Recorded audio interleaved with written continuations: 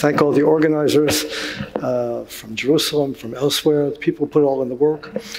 On all of our behalf, I'll thank particularly Anna Kavalko. I think I must have 50 emails from her in the last month and a half, and it's always been prompt and efficient and reliable.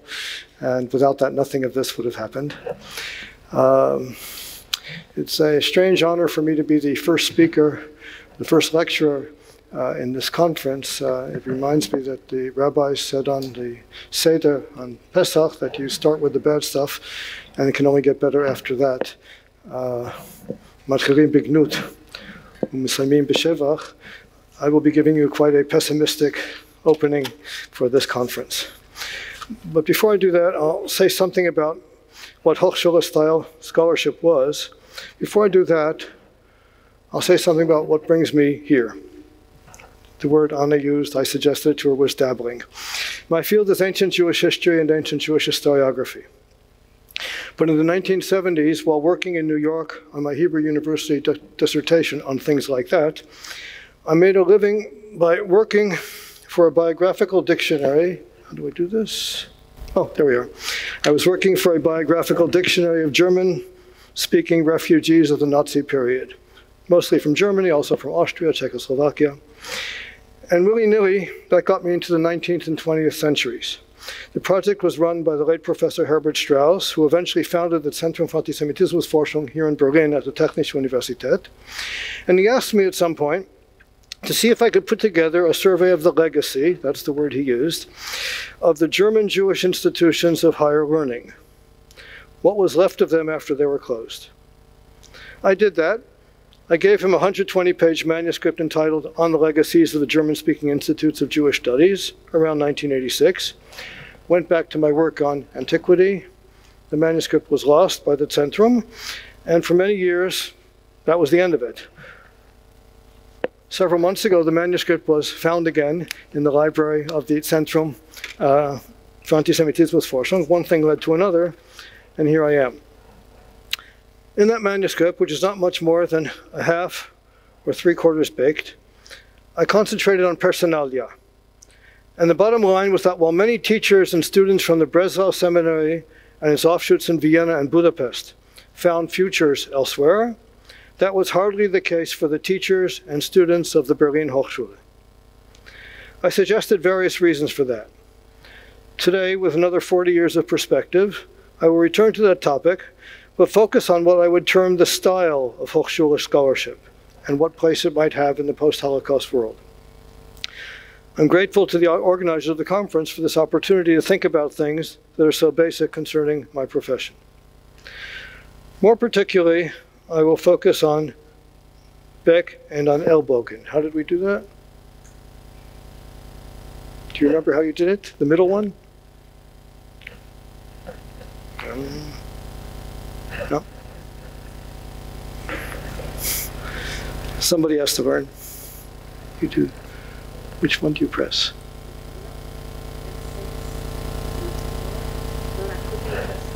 Could you perhaps move to the next one? Oh, okay. And I have them here.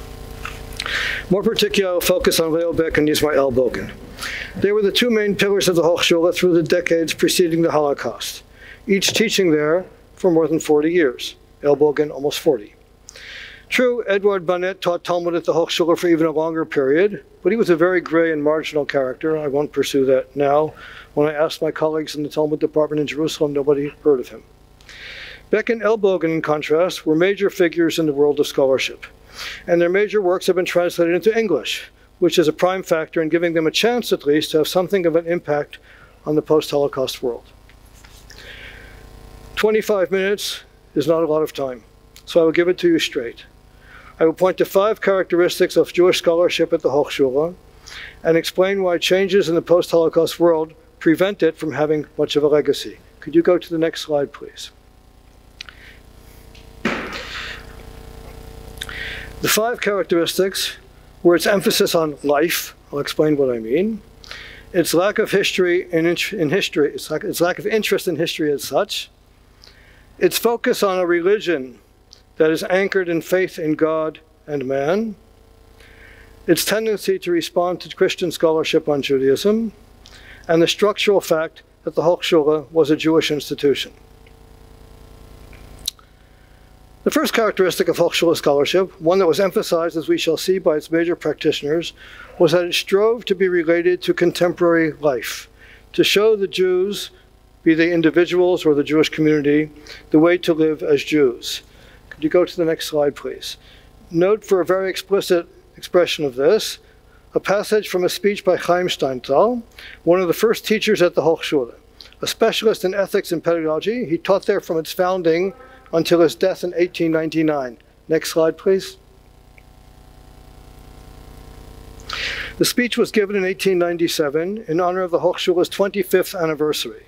And the passage I shall quote, you have it here, gives a clear idea of how the Hochschule understood itself in contrast to other institutions of Jewish learning. Shall I read in German? Everybody understands the German?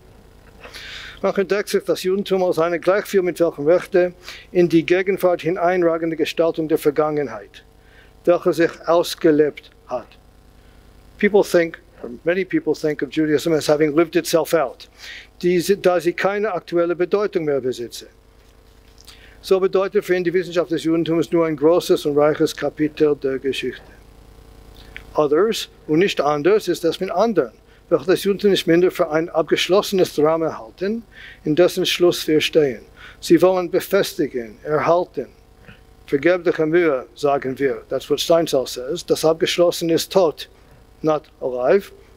Und keine Macht kann es erhalten. Das Leben bläst es hinweg.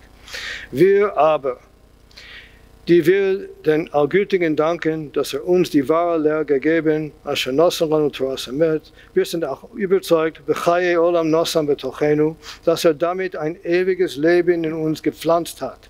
Das Judentum lebt und hat sein Leben, etc., etc. Now he goes on to say at the end, freilich, it's true, history has its place, but history only has a place when it contributes, as he says, zumal von sittlichem Lebenswandel im Lichte des ewigen Judentums. That's what we're about. Deciphered, what Steinthal meant was that while the Breslau Rabbinical Seminary focused on the study of history, think of Gretz, think of Braun, think of others, and the Orthodox Hildesheimer Rabbiner Seminar, the Hochschule's neighbor on Artilleriestrasse now, Tucholskystrasse, focused on keeping Judaism unchanged, the Hochschule was an institution that posited life and change and had as its goal a view of God and the world that would foster zumal sittlicher Lebenswandel im Lichte des ewigen Judentums. I don't know whether 35 years later, Ismar Elbogen read Steinthal's speech when preparing his own in honor of the Hochschule's 60th anniversary that Yifat Weiss referred to a few minutes ago. But in any case, he points to the very same motif. No, this is a later one. Not the 50th, this is the 60th anniversary in 1932.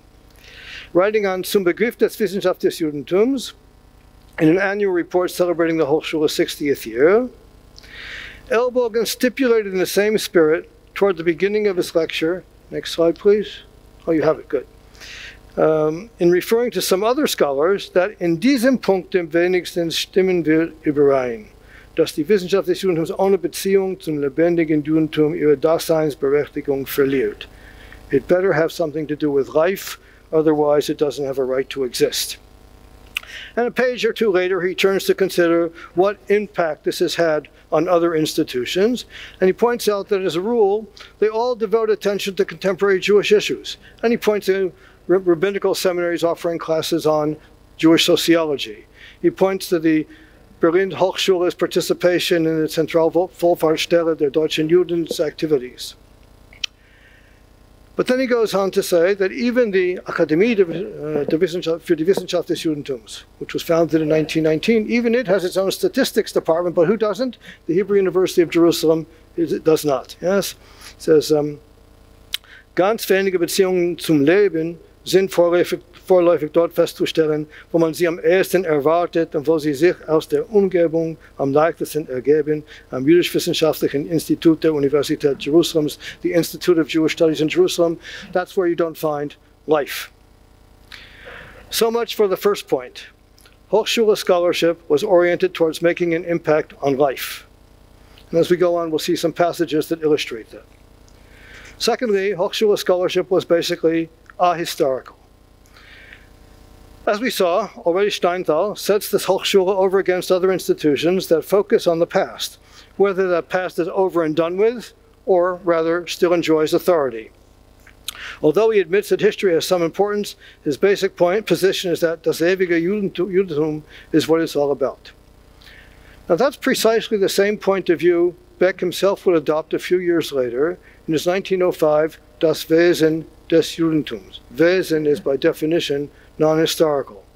And the very title of his work, as its first pages, set down the thesis and proclaimed the belief that what's interesting about Judaism is what is not changing in it. That can be illustrated in a few ways, and I'll offer a couple examples. The nature and orientation of an academic institution, but especially of a small one, is reflected by, or indeed composed of, the nature and the orientation of its faculty. Hence, it's very interesting to note that while Abraham Geiger's major works, namely his Urschrift and then his Das Judentum und seine Geschichte, were works of history, with all of their agendas, they were works of history. After his death in 1874, his chair passed to David Kassel, who worked mostly on biblical commentaries and medieval Jewish literature.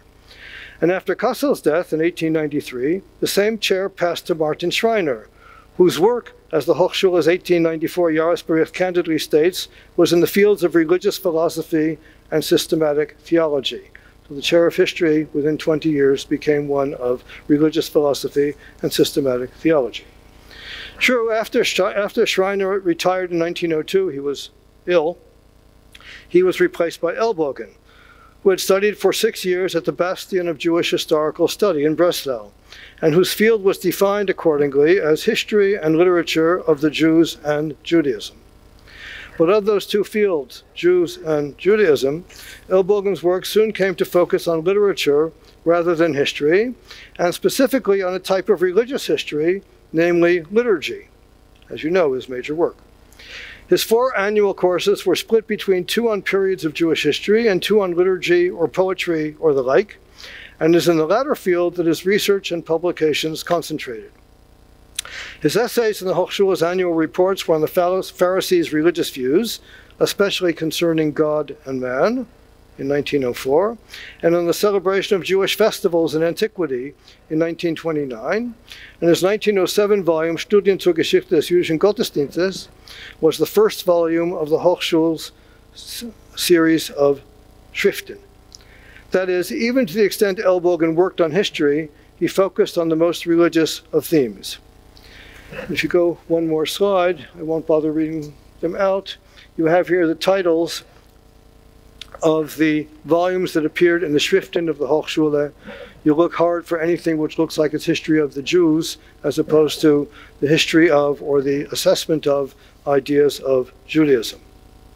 One cannot say there's no historical interest in these and similar studies. Obviously there is. But as with Elbogen's work, the topics that are studied are all square in the domain of religion, of Judaism, not of Jews. And that's certainly the case for Baeck's work as well.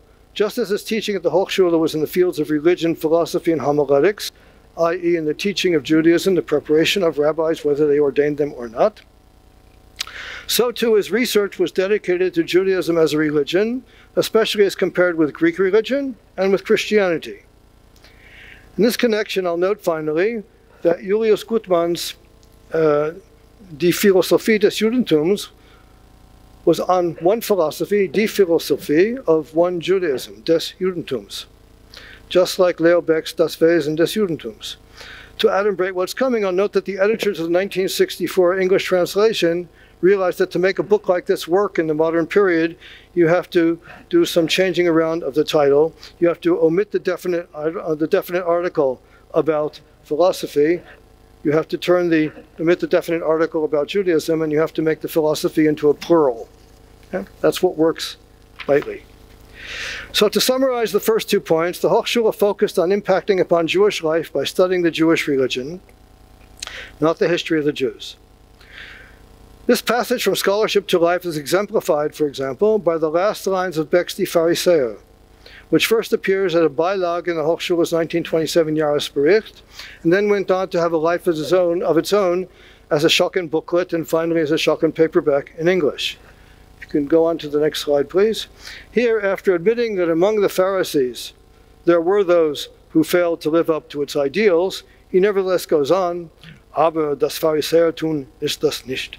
Sein Wesen ist ein anderes. In ihm ist der großartige Versuch gemacht worden, die Religion ganze Religion des Lebens zu machen, like we heard before, des Lebens des Einzelnen und der Gesamtheit, so dass die Religion nicht nur neben den Menschen, neben der Gemeinde, neben dem Staat hergeht. Der heroische Versuch ist hier unternommen worden, ein Gottesreich vorzubereiten. Der Name Pharisäer gehört einer Vergangenheit an. The name Pharisee nobody uses anymore, but was in seiner Forderung, die enthält, bezeichnen wollte, ist ideale Wirklichkeit geblieben. And those are the very last lines of a major piece of scholarship produced by the main scholar at the Hochschule. And if you think about what it reminds you of, to me it sounds like a closing benediction of a sermon, which is appropriate. Here, apart from the distinction between what belongs to the past, namely history, and what is important, Pharisee, the word is gone, but the idea remains, like Steinsaltz. We see here quite explicitly the assumption that the goal of Jewish scholarship is to point the way to ideals that can guide the Jewish individual and community in the present and the future. The third point about the Hochschule's orientation has to do with the nature of the religion on which it focused. It was based on faith in God and in man. The combination of the two had two main effects. It fostered a concentration on ethics, namely universal virtues thought to be mandated by God for all mankind, and fostered messianism, namely the hope for a time in which all mankind will be united in the belief in the same God. The ethics we've already seen sufficiently above, beginning with Steinsaltz's very appointment as professor of ethics, and his emphasis, as we saw in Sittlicher Lebenswandel. But here I will illustrate Hochschule messianism with some passages from Elbogen and from Baeck. In his 1922 Festrede, this is the one you thought was quoting, in honor of the Hochschule's first half-century, Elbogen surveyed the history of the Hochschule since its founding, emphasizing the severe financial and other challenges that it faced, but ending by reiterating his faith in the mission of scholarship. Now, I think you have to go another slide. There we are. But here his emphasis is on its universal role. In the remarkable closing paragraph of his speech, he writes that Geist will solve the world's problems. Noch leben wir in einer Welt des Hasses und der Zerstörung. Was Gewalt verschuldet hat, wird der Geist gut machen. 1922, Berlin. Durch wissenschaftliche Arbeit in erster Reihe werden die Gegensätze innerhalb der Völker gemildert, werden Brücken von Volk zu Volk geschlagen werden. An dieser messianischen Aufgabe kann und soll unsere Hochschule, wenn sie das jüdische Geistesleben der Jahrtausende zur Darstellung bringt und es würdig fortsetzt, tätig teilnehmen. Similarly, Elbogen chose to conclude this essay, his essay on the three pilgrimage festivals in antiquity, with something that, from the point of view of chronology, is totally irrelevant. It's one of these mistakes that historians make and they get in trouble for today, but was apparently for him the bottom line of his study. He's writing about Jewish history in the Second Temple period, and the temple exists. After emphasizing that the 70 sacrifices offered on Sukkot symbolize the events of the 70 nations of mankind, and he says this is a Beteuerung der universalistischen Weltauffassung attributed to the holiday. He continues to note, again in the paper's very last lines, unter Prophetenabschnitt des Hüttenfestes kündet dieses noch heute an als den Tag, an dem einst der ewige einzig sein wird und seinen Name einzig. And again, it sounds like a benediction expressing hope in God and in mankind, who altogether will recognize it. But Elbogen's statement and its placement at the point of the essay is quite reminiscent of Beck's statement quoted above from the end of his study of the Pharisees about the hope for a Gottesreich in which all will participate. Fourth, and not related to the preceding point about faith in man, Hochschule scholarship was to a very large degree a response to Christian scholarship. This is hardly in need of demonstration. Suffice it to note, for example, that Elbogen's study of the Pharisees in the 1904 Jahresbericht and Baeck's Das Wesen des Judentums, published the next year, were both explicit responses to Adolf von Harnack's Das Wesen des Christentums and the way it portrayed Judaism. Suffice it to point to Baeck's many studies on the relationship of Judaism and Christianity, claiming for Judaism much of what is good about Christianity, and rejecting his misunderstanding much of what Christians taught about Jews and Judaism. Suffice it to point even to such detailed items as Hanoch Albeck, of all people, responding in the Hochschule-Style in 1932 to a few lines of Christian scholarship on the Talmud. The Hochschule-Style was the appropriate place to do it. Fifth and finally of my list of 5, and most obviously, the Hochschule was a Jewish institution. It was run by Jews, it was run for Jews, although formally it was open to others as well, and the institution was proud of that in its publications. Overwhelmingly, it was a Jewish institution. So much then for what characterized the Hochschule. It was a Jewish institution dedicated to impacting positively upon the life of Jews and Jewish communities. By studying the Jewish religion, a religion that whatever history it admittedly had, was characterized as having its eternal essence, that is, based on faith in God and mankind, and which it was important, 5, to defend against Christian scholars who all too often misunderstood and or maligned it. Turning now in the last couple of minutes to the post-Holocaust world, it is easy to see that everything has changed, mostly upside down. First of all, Jewish studies take place today, for the most part, in universities, not in Jewish institutions. And that imposes a common denominator on discourse and limitations on parti pris. Already that academic framework eliminates the notion that what we teach and what we study should impact on anyone's life. Such a position is viewed with suspicion, for all too often it can skew scholarship. What Elbogen complained about at the Hebrew University, that Jewish studies there have ganz wenig Beziehungen zum Leben, is taken to be positive, the way things ought to be in academia. That which distinguishes the university from the yeshiva, for example. That's what distinguishes university teaching from what you talk about with your students outside of the university. And that's so even in Israel, where most of the practitioners are Jewish. When I once wrote in a letter of recommendation for one of my students at the Hebrew University that he is a heaven-fearing man, Yirei Shamayim, by which I meant he was honest, I was rebuked by the people upstairs for introducing religious parlance into our sterile halls. Next, the focus of Jewish studies today in all its branches is historical. That is, it focuses on people, and it focuses on change, and therefore it focuses on plurality. It focuses on Jews rather than Judaism. Consequently, where the Hochschule focused on Judentum in the sense of Judaism rather than Jewry, today one hears of Jews and of Judaisms, and where the Hochschule took Judaism to be eternal, scholarship today glories in the changes it discovers and the way it contextualizes those changes in the various places and times where Jews lived according to those different types of Judaisms. Again, a university where Jewish studies is pursued is not a yeshiva or a rabbinical seminary. Fourth, and perhaps most basically, it seems to me to be a truism that the Holocaust undermined, in general, Jews' faith both in God and in man. As for the former, God, it's enough to quote Emil Fackenheim's famous pronouncement that the God of Hermann Cohen, who taught the Hochschule between 1912 and 1918, went up in smoke at Auschwitz. As for the latter, mankind, the basic lesson drawn by so many Jews from the Holocaust is that Gentiles cannot be trusted. And so the state of the Israel was the result, a state which, as far as we can see, was built by people, not by God, and which survives by teaching its people that they can't depend neither on God nor on non-Jews, inculcating its people with the beliefs that they have to depend on themselves alone. So much for Messianism. Finally, the Holocaust is widely taken, both by Jews and Christians, to have shown the bankruptcy of Christian scholarship on Judaism. Its negative portrayal of Judaism helped pave the way to Auschwitz. Could you go to probably the last slide?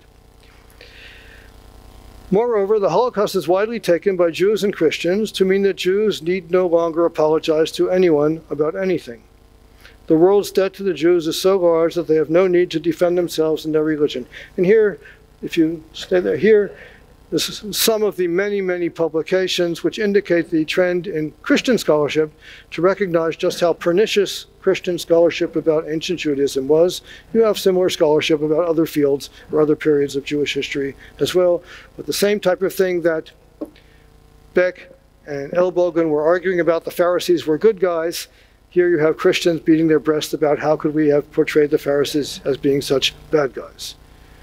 Which means the Jews don't have to apologize to them anymore. That is, the Holocaust pulled the rug out from under the need to argue with Christians about Judaism.